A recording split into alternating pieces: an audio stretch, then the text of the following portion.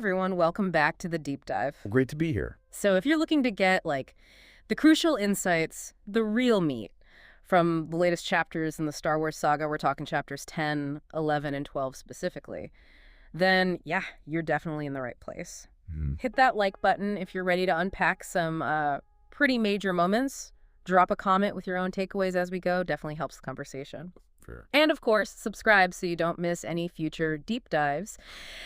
Today, we're not just, recapping. Right. We're really trying to extract the vital DNA of these final chapters to see how they directly ignite what comes next. That's right. Think of this as your express route to understanding the fates hanging in the balance, and the critical intelligence that's come to light. Right. And how these specific events act as the fuse for a truly pivotal moment in the Star Wars story. Our mission is basically to dissect it all so you grasp the bigger picture. Efficiently. Yeah, efficiently. Right. And maybe with some surprising connections along the way. Okay, let's dive straight into Chapter 10 then. It hits us hard right away with the arrival of Lonnie Young and the intelligence he's carrying. This isn't just any old info, is it? Absolutely not. What's really significant here, I think, is the specific nature of this intelligence. It's the Empire's planet killer weapon. Yeah. And the fact that Jada and Kyber crystals get mentioned immediately tells you this isn't just some, abstract super weapon. It's tied to something deeper. Exactly. It's tied to the spiritual heart of the Jedi, the raw power of the Force itself. And then there's Lonnie's sacrifice, or at least the implication of it. Right, the cost. It just underscores how critical this information is to the burgeoning rebellion. It forces you to consider the immense risks these early acts took. It's a brutal calculation they're making. And Luthen Rael's reaction, it's immediate, it's decisive, get this information out. Yep. Passing it straight to Clea Markova feels like a critical safeguard, doesn't it? Precisely. Luthen totally understands the precariousness of his own position. By entrusting Clea, he's not just, passing along data. Yeah. He's ensuring the survival of this vital knowledge, no matter what happens to him personally. Which says a lot about his methods. It really does. It speaks to the decentralized nature of his operations, his commitment to the long game, which brings us neatly to Chapter 11. And the inevitable Imperial crackdown. Dedra Meero finally corners Luthen. Yeah, that confrontation in his shop is Wow. so charged. And Luthen's words to Meero. Oh, yeah. Freedom scares you. The rebellion isn't here anymore. It's flown away. It's everywhere now. Yeah. Almost like a prophecy. It really is. What do you make of that defiance? Right there, in the face of capture. Well, it's a powerful articulation of that shift in the rebellion, isn't it? It's no longer just this localized threat they could stamp out. Right. It's become pervasive, an ideology, a movement kind of embedded within the fabric of the galaxy now. In his attempt to take his own life. It just underscores his absolute commitment. He understands the value of the information he holds, maybe more than anyone. And he's willing to make that ultimate sacrifice to protect it. Totally. So his capture then puts, immense pressure on Clea. What were the immediate implications of that for her network, for everything? Well, Chapter 12 shows Clea stepping right into that pressure cooker. Her infiltration of the ISB hospital. It's just a masterclass in nerve and skill. Incredible sequence. How does she even manage to navigate that level of security? It highlights her exceptional training, her resourcefulness for sure, but maybe also the potential vulnerabilities within even the most, seemingly impenetrable Imperial systems. Yeah, maybe they're not as tight as they think. Could be. And her unwavering loyalty to Luthen and the cause obviously drives her to take on this unbelievably dangerous mission. And then she makes that devastating choice regarding Luthen. Ugh. Was there any other way, do you think, given the circumstances? I mean, it really forces you to confront the harsh realities of this conflict, doesn't it? It does. It's framed as a mercy killing, but it's one born of absolute necessity. Protect the intel, protect the network. Protect the rebellion. And amidst all that chaos, she still manages to send out that distress signal. Which reaches Wilman Pak. Crucial. But let's just backtrack slightly, because chronologically, within Chapter 11, Cassian takes on a vital mission of his own. Exactly. The need to extract Clea becomes paramount, right? And it seems directly triggered by that distress signal reaching the right ears. Yeah. So Cassian, along with K2SO and Melshi, undertakes this incredibly risky operation. And even with all the tension, you still get K2SO's dry wit. Oh yeah, classic K2. It gives you a glimpse of their, established dynamic already. But the crucial element here, the thing that really shifts things, is what happens during this extraction. Right. Cassian learns directly from Clea about the Death Star. How do you think receiving that information firsthand from her impacted him? Oh, it must have been like a seismic shift in his understanding of the stakes. Total game changer for him personally. You really see that in Chapter 12, which details the successful extraction and Cassian delivering Clea and this terrifying intelligence to Yevon V. And we see him arguing passionately with rebel commanders, even Bail Organa. He's completely different from the, cynical operative we first met. He really is. What sparked that transformation, do you think? Well, his direct involvement, for one. Yeah. Witnessing the sacrifices being made firsthand, like Lonnie, like Luthen, now Clea risking everything. And possessing this undeniable knowledge. Exactly. Knowledge of the Empire's ultimate weapon. It's forged this deep commitment within him. He gets the urgency in a way the more politically shielded rebel leaders maybe don't initially grasp. Though Mon Mothma seems more receptive. Yeah, her quicker grasp likely speaks to her, greater understanding of the Empire's capabilities and the intelligence network she's been cultivating herself, maybe. Good point. So while the rebellion is processing all this, Chapter 10 pulls back the curtain on the Empire's internal turmoil, specifically Dedra Meera's downfall. It's almost a cautionary tale of ambition, isn't it? Oh, absolutely. The irony is almost Shakespearean, really.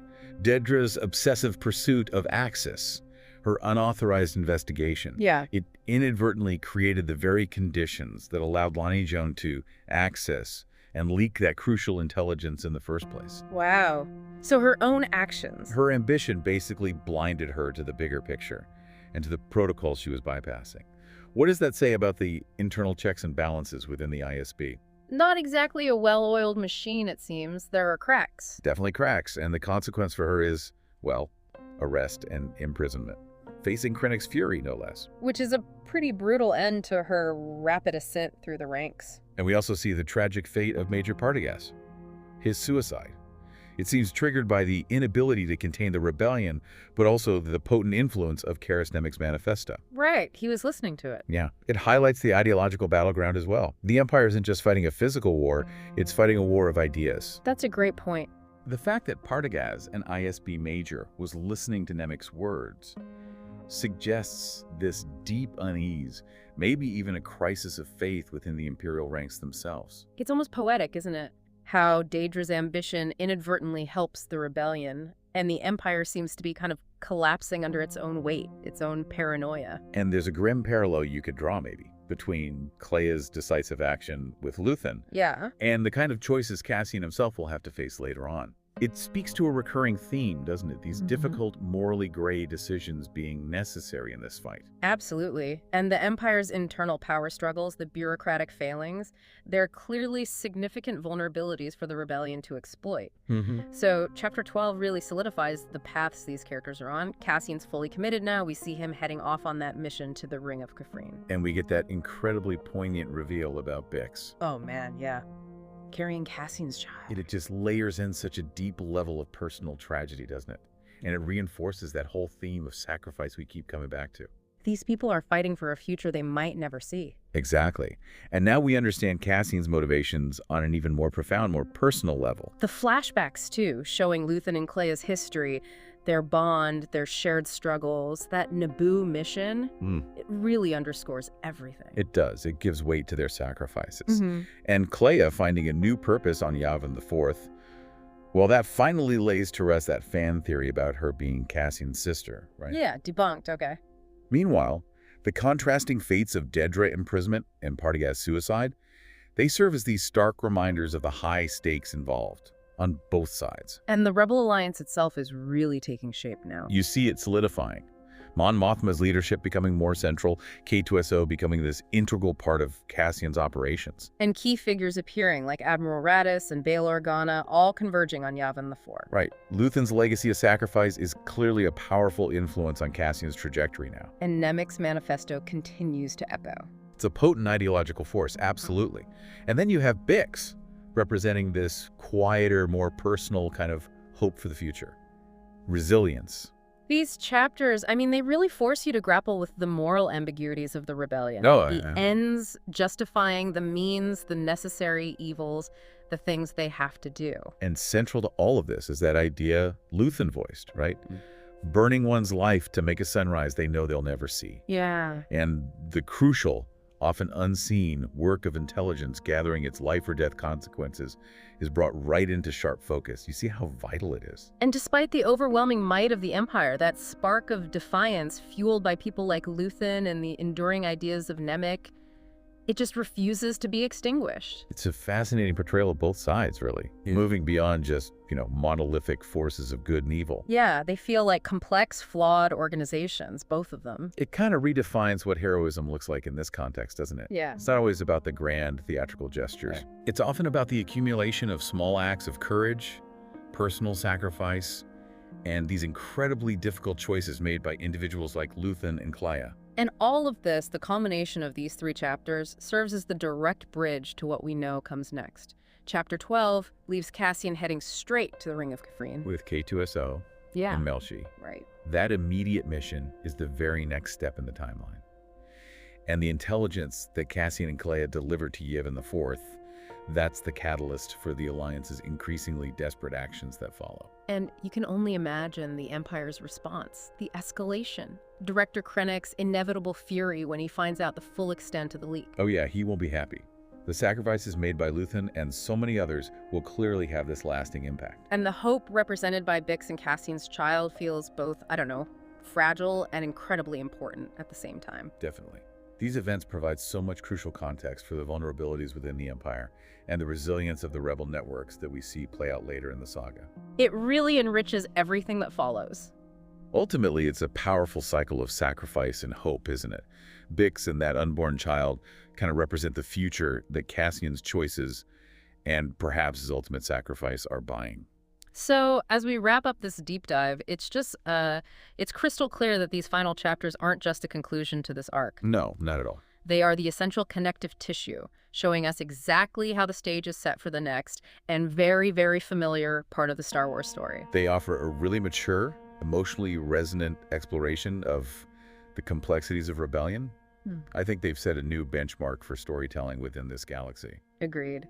It truly makes you reflect on, the real cost of resistance, the power of information in a galaxy at war, and maybe the enduring strength of hope, even when facing seemingly insurmountable odds. A lot to think about. Definitely. Well, thanks for joining us for this deep dive, everyone. Yeah, thanks for listening. If you found this insightful, be sure to like this, leave a comment with your thoughts on these pivotal chapters. We love reading those. We do. And subscribe for more deep dives into the stories that shape our understanding of the galaxy far, far away. We'll see you next time.